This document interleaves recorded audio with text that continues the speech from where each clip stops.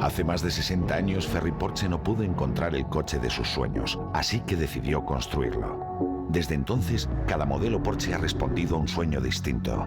Presentamos el nuevo Panamera, el primer deportivo de 4 plazas. Ahora también en sus nuevas versiones Panamera y Panamera 4 con motores V6.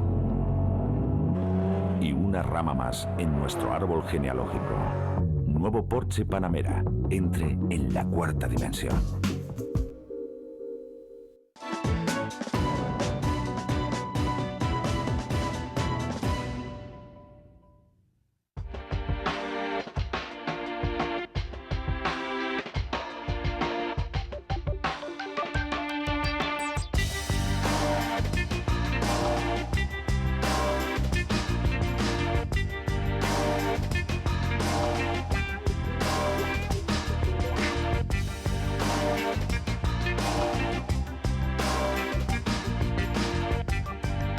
Muy buenas noches. El ser humano es curioso por naturaleza y hoy por hoy además casi es una necesidad tener información sobre lo que nos rodea. Ahora a golpe de móvil o de portátil nos conectamos al mundo con una velocidad nunca vista. De hecho, tenemos aún reciente la emoción del rescate de los mineros de Chile. En otra época habríamos dicho que una noticia como esta, que ocurriera en ese lugar a miles y miles de kilómetros de Navarra, no era muy relevante, pero es que hemos seguido al minuto su rescate. Hoy el periodismo es el relato de lo que ocurre en cualquier lugar y tiene interés, ya no hace falta que sea próximo. Y una vida dedicada al mundo del periodismo es la que ha llevado nuestro invitado de hoy, Pedro Lozano Bartolocci. Muy buenas noches. Muy buenas noches. Gracias por estar con nosotros. Y a vosotros por tenerme aquí. ¿Cómo está viviendo estos días en los que está recibiendo el cariño y el reconocimiento también de amigos, de familia, de alumnos, de profesores de la universidad? Los he llevado con mucha emoción, como es lógico, y ahora con una cierta resaca. Sí, resaca, aquí también hay resaca. Resaca, sí. No en el sentido clásico de la palabra, sino de eventos, como se dice ahora, porque ha sido realmente una cosa un poco desbordada, sí. Sobre todo llegando noticias y saludos y comentarios desde los sitios más variados de la Rosa de los Vientos. Gente me ha escrito desde Brasil, desde China, desde Arabia, desde Estados Unidos. O sea que ha sido... Eso es el hecho de haber tenido muchos alumnos y que están repartidos por el mundo, aparte de la gente de casa y la gente cercana de Navarra. Y aparte de todo lo que usted ha viajado también. Un poco. Que eso también queda ahí, ¿verdad? Pero ¿se jubila o es mentira? Habría que matizar. Me jubilo de las clases, realmente formalmente, de acuerdo con la legislación vigente, como se dice siempre en estas ocasiones, yo estoy jubilado. Lo noto en la nómina, porque ahora soy pensionista, veremos si dura mucho el asunto, esperemos que sí. Pero en cambio lo que sí espero seguir es escribiendo, investigando, tanto en el campo del periodismo como en el campo de la fantasía, de la novela o de otro tipo de cosas, ¿no? Pero se jubila casi con 71 años. O sea que esto del planteamiento que hizo el gobierno de la jubilación a los 70 no le parece ningún disparate, ni mucho menos. Es muy fácil. No me parece. Bueno, también depende de trabajo. Naturalmente, si yo estuviera en los mineros de Chile, claro, desde luego no me iba a jubilar a los 70 años, ¿no? Pues en cambio, claro, si se trata de hacer un trabajo mucho más llevadero, más intelectual, creo que es una pena que la gente se le jubile a los 60 o a los 58. Creo que eso es además un despilfarro para las arcas públicas, ¿no?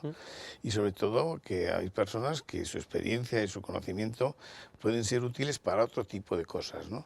Y no, sin duda, tanto como consejeros o como consultores o como labores de este tipo, pues para personas de edad mayor, que el actual director general de Radio Televisión Española, que no sé si saldrá por ahí a relucir, y se me supera muchísimo los años, ¿no? Tiene 80 y tantos, ¿no? Unos cuantos. Pero antes han salido de Radio Televisión Española otros periodistas de peso con un reconocimiento y una trayectoria impecables que con la reestructuración que hubo en Televisión Española tuvieron que salir. ¿Qué le pareció aquella etapa de gente como Rosa María Calaf, por ejemplo? Pues no me gustó. No me gustó, pero entiendo que se hagan reajustes económicos, eso es necesario en muchísimos sitios, ¿no? Y no bueno, pero solo... ella también decía, pero si me tienen que seguir pagando hasta que me jubile de verdad. Esta prejubilación al final le sigue costando a Televisión Española parte de su nómina cuando podía ella seguir trabajando allá en Pekín. Sí, por eso digo que en principio no me gusta. Sí pienso que hay que tener una cierta más flexibilidad en los horarios o en el ritmo de trabajo cuando una persona ya es mayor, pero que de la noche a la mañana, igual que si una espada cortara pues un trozo de carne, pues de eso no puede ser el fluir más o menos heracliano, poniendo el ejemplo de Heráclito del río, el fluir de la vida, ¿no?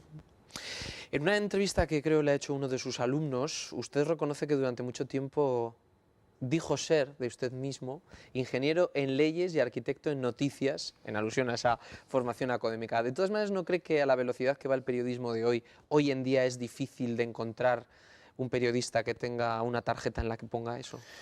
Es que estamos en la época del postperiodismo. No quiero decir que haya desaparecido el periodismo, sino que ha cambiado el periodismo tal como se entendía anteriormente. Y la explicación es muy sencilla de entender. La sociedad de la información en la cual estamos inmersos ha convertido a todos los actores sociales en actores comunicativos, no en periodistas. Entonces todo el mundo con su blog o con su gabinete de prensa o con su presencia en la red puede comunicar cosas. Pero interpretar, valorar, analizar, dar sentido, coordinar, explicar, dar el hilo conductor de lo que ocurre en la vida, eso tiene que hacerlo un profesional y eso lo hace el periodista. Otra cosa es que los soportes en los que hace eso vayan evolucionando. Pero existe el intrusismo y aquí no se queja nadie. El intrusismo ha existido siempre, desde la época de Homero, que también para muchos era periodista.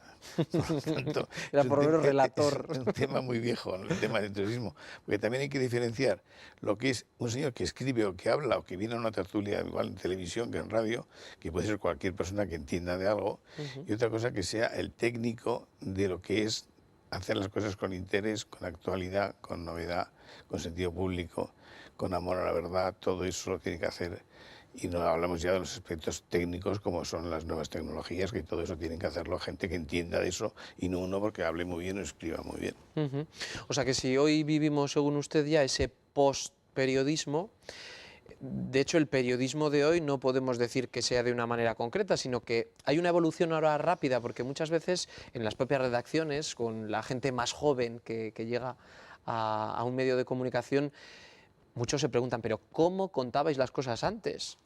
Esto, si no había ni teletipos, ¿no? O la máquina de escribir Bueno, y poco más. Yo pertenezco a la época, vamos, conocí la época, no pertenezco a la época, en que todavía se usaban las linotipias, todavía se fundían las letras en plomo, todavía existían las rotaplanas y las rotativas de aquel estilo, o la radio con unas secciones muy primitivas o con muy poco alcance. Todo eso, naturalmente, la velocidad con la que ha surgido el cambio del ecosistema informativo es tan apabullante o más que los otros cambios que ha habido en la ciencia, en la salud, en la medicina, en los transportes y en la economía y demás. Porque se une, además, a un fenómeno que de alguna manera parece contradictorio y tú lo apuntabas al empezar la introducción a esta entrevista.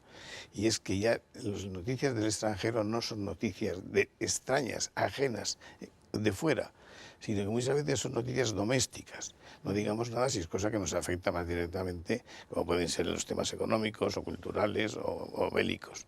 Entonces, respondiendo a tu pregunta, que no me quiero ir por los cerros de Úbeda, diría dos cosas. Una, yo recuerdo que con motivo, creo que fue de un viaje de estudios, los alumnos de mi facultad, y digo mi facultad, aunque ya nos tenía, vendieron una camiseta que era una especie de pulpo, con muchos los brazos del pulpo, y no llevaba un micrófono, otro llevaba una cámara, otro llevaba una pluma. O sea que siempre el periodismo ha sido multiforme, pero desde siempre. Buenos periodistas que yo los he conocido, de magníficos fotógrafos, por ejemplo Fernando Mújica, que es un nombre, no hace falta explicar quién es. Hemos hecho reportajes juntos, él y yo, en la vieja Gaceta del Norte, incluso algunos fuera de España, y él se limitaba a hacer fotos, y no era ningún menosprecio, porque sus fotos eran magníficas, y escribía también o mejor que yo, pero él hacía las fotos. Entonces, ese sentido de multiforme, como decía, del periodismo, ha ido más.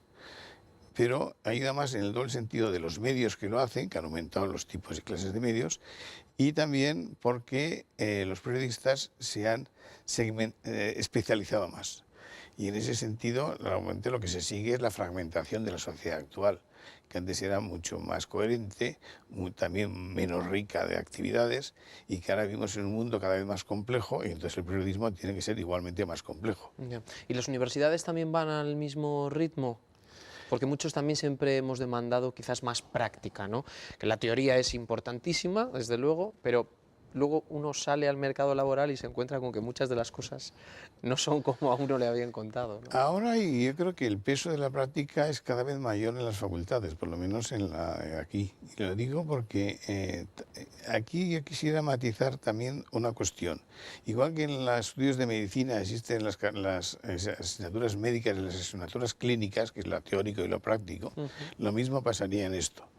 Porque efectivamente las técnicas cambian. O sea, y vuelvo a lo de la linotipia. Uno podía aprender a cómo se diseñaba una maqueta para una página que iba a salir después en estos medios, o hacerse hoy día como se hace con los medios actuales de diseño, pues ha cambiado en todo. Entonces, ¿qué sentido tiene aprender algo que va a cambiar a la velocidad de la luz?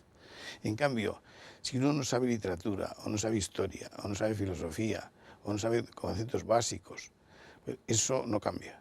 Entonces, yo perfectamente me parece, le suelo preguntar a veces también a mis estudiantes, por ejemplo, el rey de los gigantes de Pamplona lleva el toisón de oro puesto aquí, que es el toisón de los reyes de España, aunque aquí esto se le llamemos el rey europeo, ¿no? Y ese toisón se remonta nada menos que a la historia del Bellocino de oro. Y digo, pero este señor, ¿de qué me está hablando? Bueno, pues yo cuando cuento en clase estas cosas, nadie sabe qué es el toisón, nadie sabe qué es el Bellocino de oro, nadie sabe qué es la Orden de Borgoña. Todo eso que, en cambio, en la época en que se hizo los gigantes, la gente lo sabía. ¿Y por qué? Posiblemente porque la formación clásica, la formación humanística, eso es fundamental, y eso sí que, bueno, naturalmente evoluciona también con el tiempo, pero lo antiguo no quiere decir que sea clásico. Hay antiguo que se queda viejo. Pero lo que perdura y lo que nos transmite la herencia de la sabiduría, eso permanece.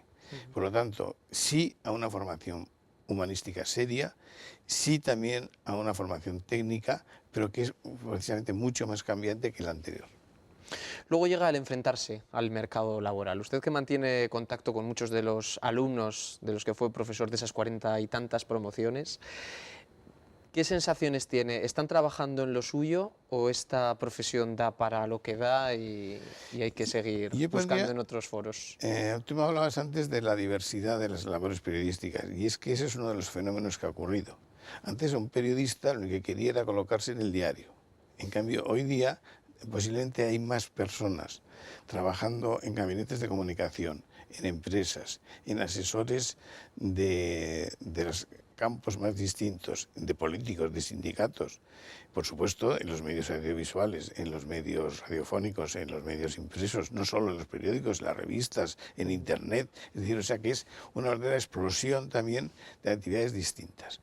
Por lo tanto, no es exclusivamente una carrera que se ponga a poner periodismo solo, sino que es realmente, vuelvo un poco a contradecir lo que he dicho antes de la sociedad de la información, porque sí hay periodistas que pueden ser comunicadores y lo pueden ser muy bien, aunque no ejerzan como periodistas, sino realmente al servicio de publicidad o de relaciones públicas o de propaganda o de un gabinete político. ¿Y la crisis económica está afectando a esto también que ya llaman muchos la crisis del periodismo? Por supuesto, está afectando muy seriamente. Y además yo creo que sobre todo los medios tradicionales son los que más lo están notando. Pero no solo los tradicionales, también los nuevos.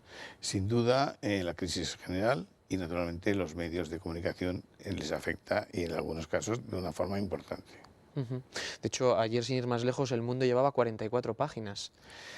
Sí, es que los grandes rotativos, y tanto nacionales como extranjeros, son precisamente lo que están sintiendo a lo mejor más que los pequeños medios. De todas maneras, siempre ha habido también un poco de crisis. Siempre hemos conocido en todas las etapas que medios de comunicación han ido cerrando, unos por crisis económicas, otros por crisis editoriales. Yo creo que a usted le tocó vivir uno de los cierres con la Gaceta del Norte. Sí, fue aquello, con el momento de la transición hubo varios periódicos que cerraron. Esto cuando se vivió ese momento en la Gaceta del Norte, y lo digo con toda sinceridad, se hizo muy mal.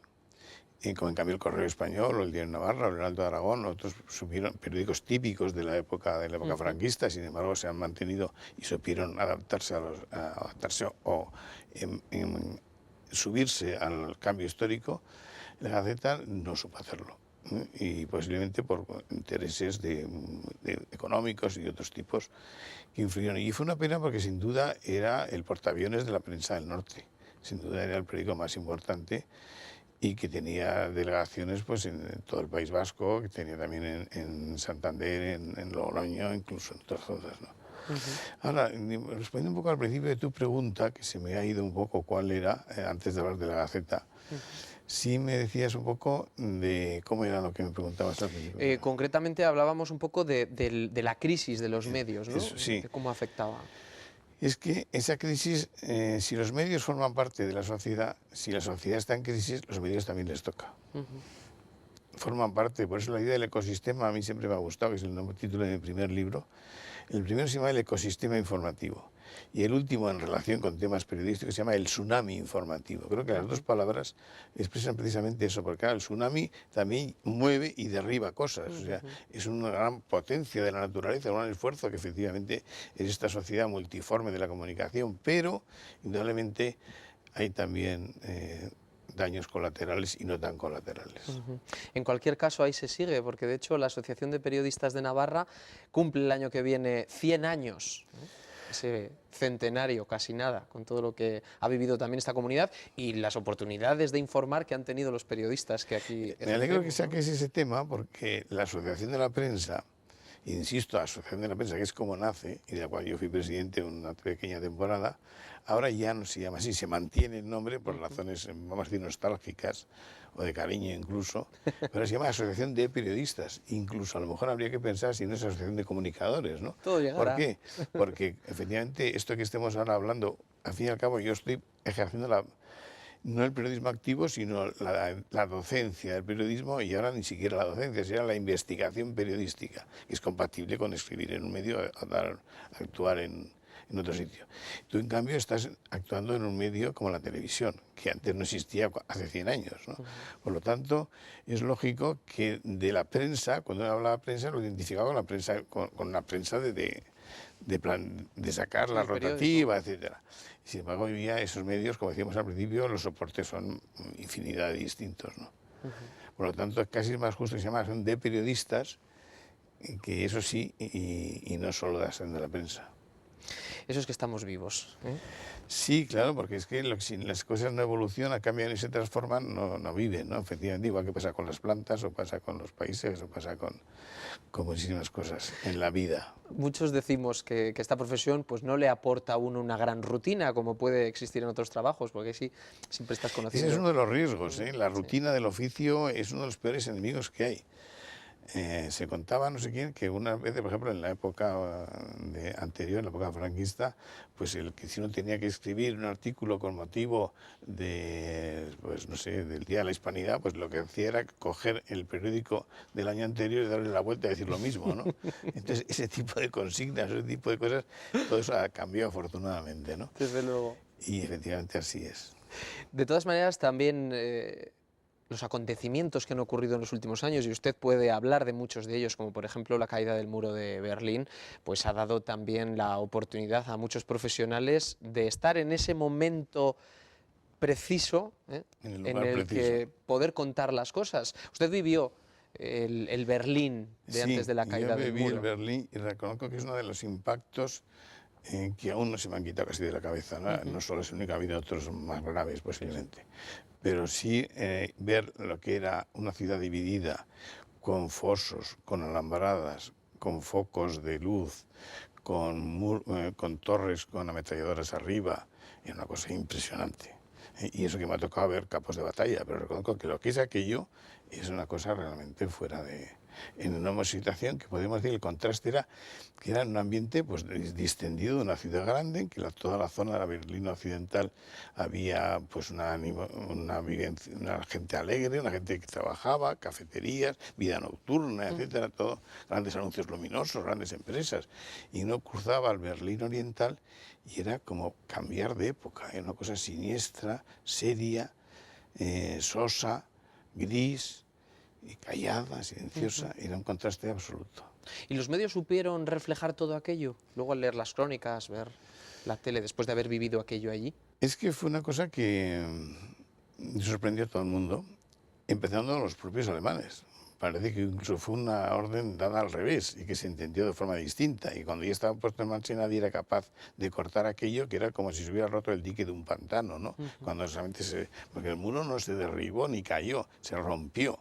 y se fue rompiendo sobre sí mismo, y sobre todo con el paso y el salto de la gente sobre que pasa al otro lado. Entonces, esa especie de avalancha humana era una cuestión que podía haber creado una verdadera debacle, como pasó, por ejemplo, en Tiananmen, y en cambio, afortunadamente, no hubo ni menor derramamiento de sangre. Ha habido dos hechos que para mí me resultan difíciles de poder entender bien, y es el cambio de la Unión Soviética, la caída prácticamente, vamos a decir, inocua de todo uno de los sistemas más fuertes que ha existido en la historia, como fue el Imperio Comunista. A Stalin le dicen que el Ejército Rojo no reacciona o que no pasa nada en Moscú cuando cae el Partido Comunista y tal, no se lo habría creído ni loco. Entonces, con lo de Muro ocurre algo parecido. Pedro, Israel y Palestina, ¿condenados a entenderse o condenados? Condenados a entenderse, pero no solo por ellos solos, sino por todos los demás. Cuando uno tiene un tumor, puede hacer dos cosas. Puede hacer los médicos. Uno, aislar ese tumor e intentar eliminarlo, sobre todo para evitar que haya metástasis y que se extienda. Entonces, el problema del conflicto de Israel y Palestina, que conozco relativamente bien porque he estado por allá y tengo amigos en todos los sitios, digamos, en ambas partes, incluso dentro de grupos distintos en cada uno, sean palestinos o sean israelitas, es un problema que si realmente quiere ver unos orígenes hay que remontarse a la Biblia, o sea, no es una cosa nueva. Sobre todo el interés que tiene Oriente Medio, y ya no solo Israel y Palestina, sino todo Oriente Medio, como Godne, hay que ver el mapa entre África, Asia y Europa. Pero hay buenos y malos. Hay las dos cosas, ¿sí? Hay las dos cosas, pero no que los buenos y malos en el mismo sitio, sino en los dos bandos hay buenos y malos, como en casi todos los sitios.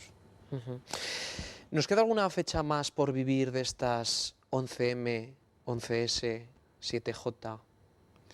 Nos queda por vivir la desaparición de Al-Qaeda.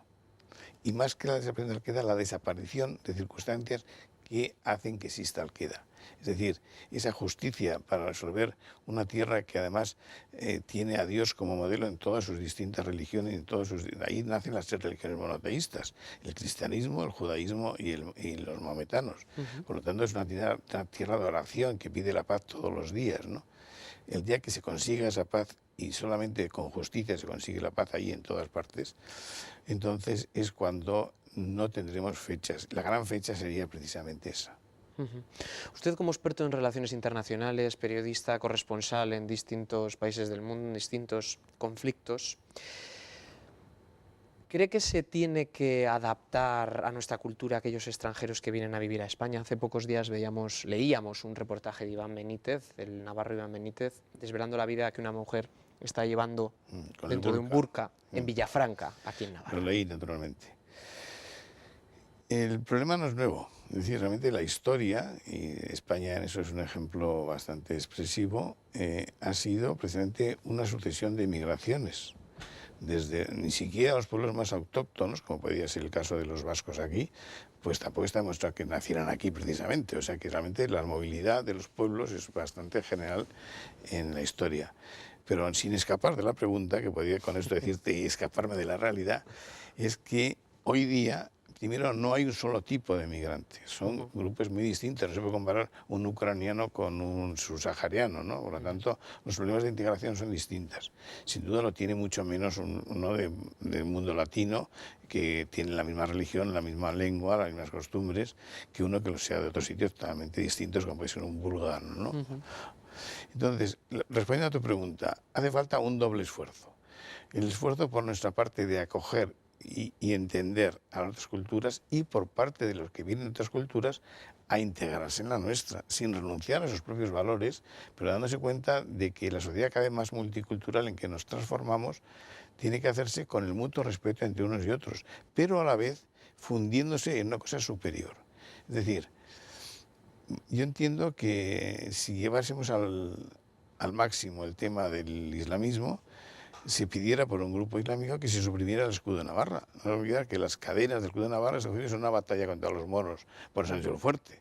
Entonces no se puede renunciar a eso. Lo que pasa es que ese símbolo ha perdido ese origen en guerrero que tuvo, para convertirse en una cosa mucho más tolerante o dialogante, que es lo que hoy día es para el escudo de Navarra, ¿no? No estamos reclamando volver a las cruzadas, pero también hace falta que los que vengan aquí respeten las costumbres y los modos de ser de Navarra a través de lo que ha sido, y espero que siga siendo. ¿Hacia dónde cree usted que camina nuestra comunidad, políticamente hablando y socialmente?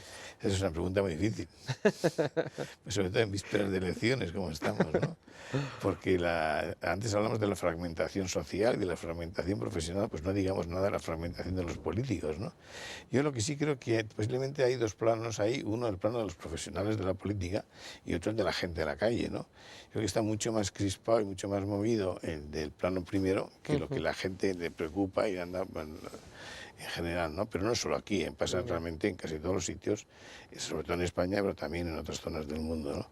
Entonces, hacer quinielas, pues los periodistas realmente lo que hacemos es más bien analizar lo que ha pasado, lo que está pasando, que predecir cosas, ¿no? A mí me cuesta predecir, yo sí puedo decir personalmente lo que a mí me gustaría, que no voy a decirlo, aunque la gente imagino se lo imaginará, ¿eh? Pero naturalmente yo pienso que sea un gobierno estable, que sea un gobierno fiel a lo que Navarra supone, que sea un gobierno que entienda la justicia social y que también, sobre todo, sea un gobierno dialogante y democrático. Pedro, desde luego labia no le falta ni creo que se le vaya a acabar, pero ¿se le ha acabado alguna vez la tinta del boli?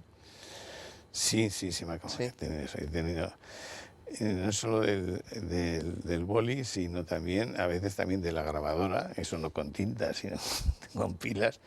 E incluso también, ¿por qué no decirlo?, la de la máquina de fotos, aunque eso ha sido mucho peor que en los demás temas, ¿no?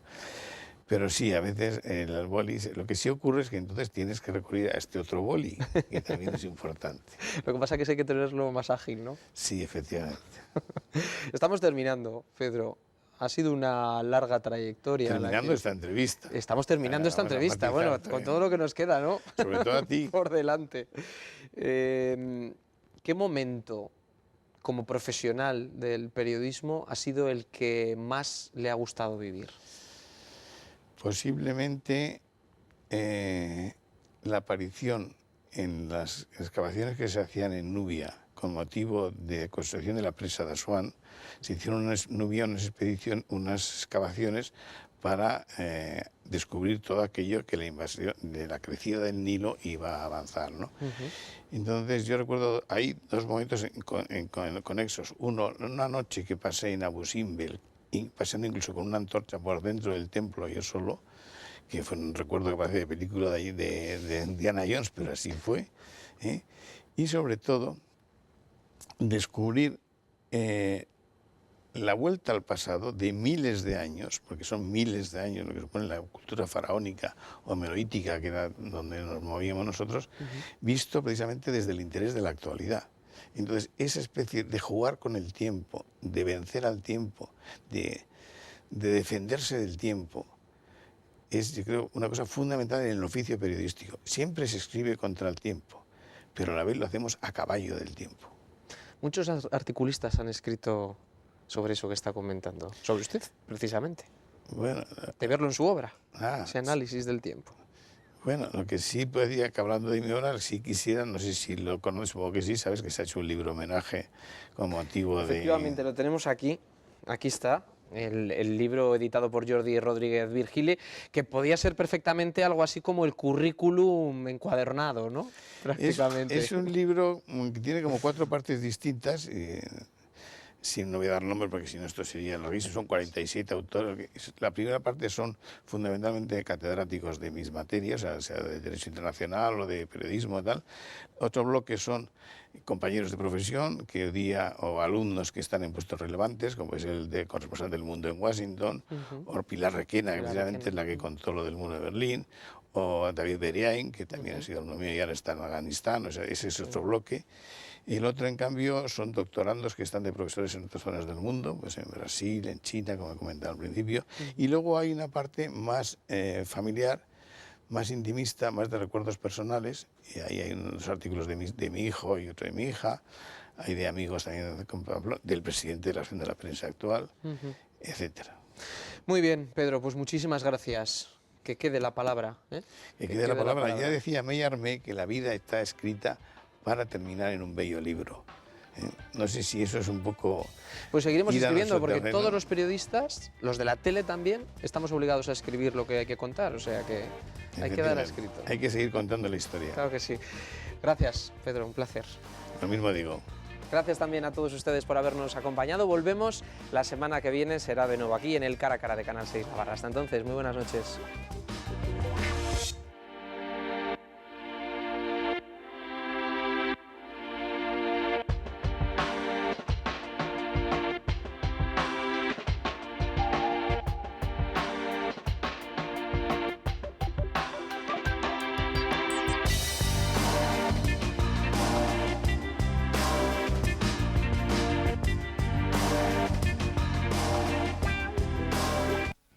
¿Es posible todavía hoy seguir soñando con deportivos? ¿Es posible que nos sigamos emocionando al ir al garaje? ¿Es posible seguir sintiendo nuestros latidos al conducir? Sí, se puede. Incluso hoy en día, nueva gama Porsche Cayenne con una nueva versión híbrida. Más ligeros, más rápidos y más eficientes gracias al principio Porsche Intelligent Performance. Nuevo Porsche Cayenne.